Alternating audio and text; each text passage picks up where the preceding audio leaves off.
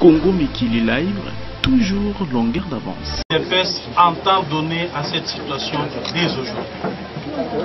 À titre de rappel, c'est depuis le 15 février 2015 que l'UDPS, sous le leadership de son défunt président, son Excellence le docteur Etienne Tshisekedi Mulumba, paix à son âme, avait amorcé avec sa feuille de route de la sortie de crise une grande campagne de sensibilisation et de mobilisation tant de la communauté nationale qu'internationale en faveur d'un dialogue inclusif pour sortir la République démocratique du Congo de la crise politique artificiellement créée par M. Joseph Kabila et les siens afin de contourner les élections présidentielles et législatives constitutionnellement prévues en septembre 2016. Visiblement, la mouvance kabiliste avait déjà un schéma bien circonscrit pour se maintenir au pouvoir ad vitam. C'est dans le cadre de ces plans machiavéliques que le dialogue de la cité de l'OIA avait été convoqué, tentant d'exclure les vraies forces du changement unies autour de l'UDPS au sein du Rassemblement. Il vous rappellera aussi que le feu président Etienne Tshisekedi Mulumba nous avait à cette occasion demandé de ne point nous laisser impressionner par cette mascarade orchestrée dans un camp militaire. Je vous rappelle ici que notre président tant aimé nous avait encore dit ceci.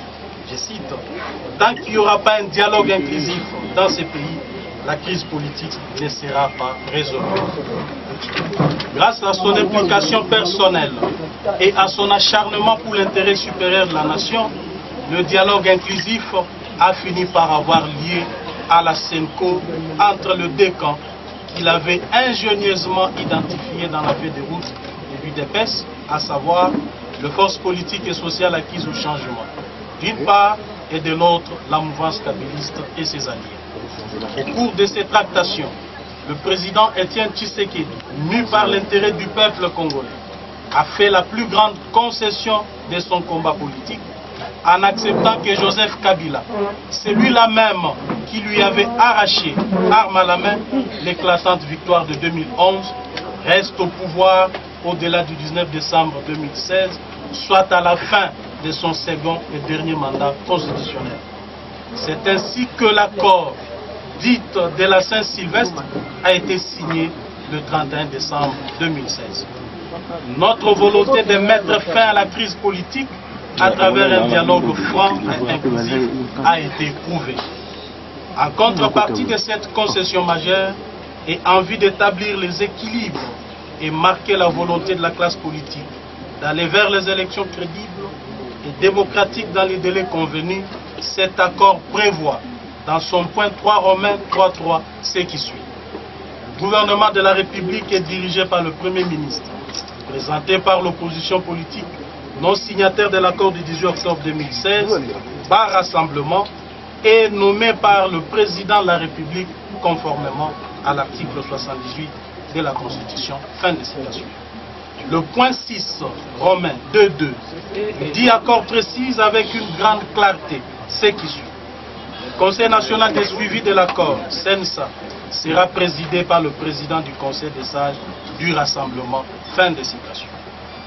Mesdames et messieurs de la presse, comme l'on peut le constater et le voir, l'accord n'évoque nulle part une quelconque liste de candidats Premier ministre à présenter au chef de l'État.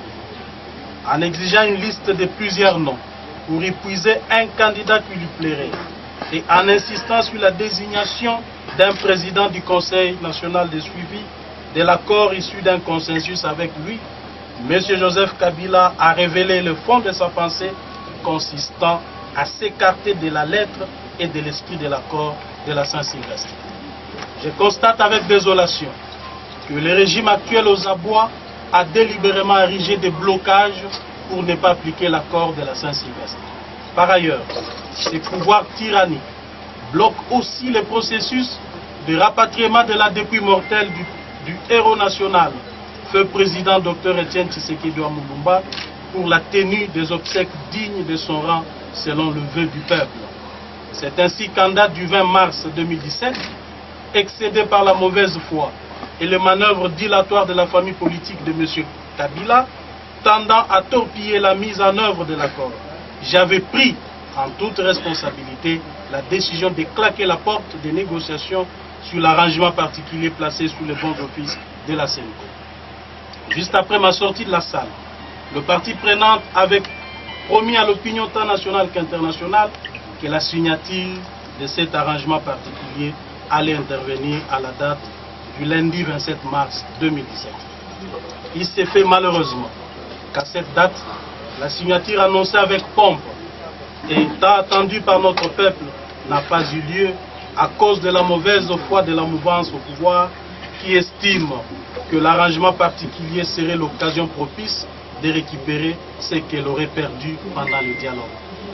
L'UDPS relève que l'accord politique inclusif du centre interdiocésain du 31 décembre 2016 est et demeure à ce jour l'unique source de légitimité et de toutes les institutions à mandat électif de la République démocratique du Congo pendant cette période transitoire et que sa non-exécution, de par la volonté de ce régime finissant, entraînerait l'illégitimité de tous les animateurs des institutions de notre pays.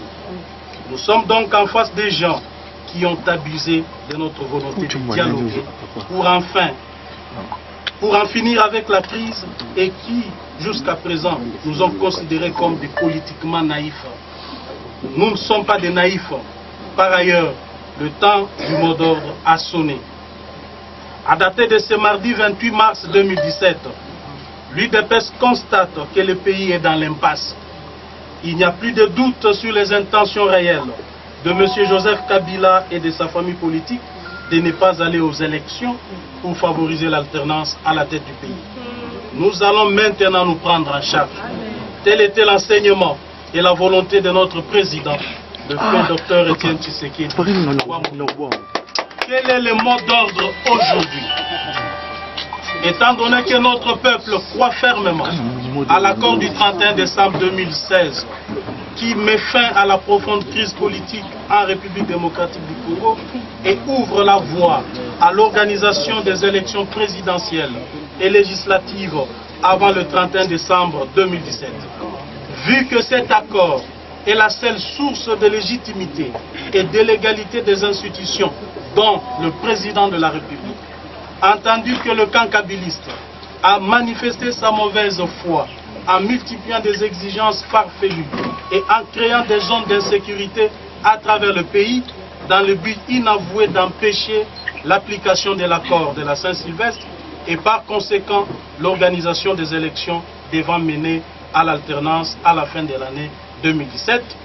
Considérant qu'en ce mardi 28 mars 2017, l'arrangement particulier n'a pas été conclu et signé, confirmant que le blocage persiste sans espoir d'être levé, compte tenu du fait que le peuple est arrivé au bout de sa patience devant ces obstructions répétées, prenant mes responsabilités devant l'histoire et la nation, j'appelle les millions de combattantes et combattants de l'UDPS, du rassemblement des forces politiques et sociales acquises au changement à travers le pays, et le peuple congolais dans son ensemble de se prendre en charge de ces jours par des actions de résistance pacifique contre la dictature qui vise à s'enraciner dans notre beau pays. Par la même occasion, j'appelle le peuple congolais à rester vigilant et à se mobiliser pour une grande marche pacifique sur toute l'étendue de la République et dans la diaspora le 10 avril 2017. En guise de protestation contre la non-application de l'accord de la Saint-Sylvestre et la présidence à vie programmée par M. Joseph Kabila conformément à l'article 64 de notre Constitution. J'appelle également la communauté internationale de ne plus reconnaître M. Joseph Kabila comme chef de l'État et d'arrêter toute collaboration avec son gouvernement puisque son second et dernier mandat a expiré depuis le 19 décembre 2016. Les forces vives de la nation, de vous mobiliser dès maintenant comme un seul homme pour barrer la route aux velléités de M. Kabila qui confond la République démocratique du Congo avec un royaume. Les forces armées de la RDC le policier et les services de sécurité de ne plus obéir aux ordres illégaux car émanant d'un pouvoir illégitime et oppresseur de son peuple. Par ailleurs, je vous enjoins de ne plus user de la force contre le peuple qui sera dans les rues à travers toute la République pour revendiquer ses droits, y compris le vôtre. Notez que cette mobilisation ne va pas s'estomper aussi longtemps que le peuple souverain n'aura pas recouvré tous ses droits. Je vous remercie.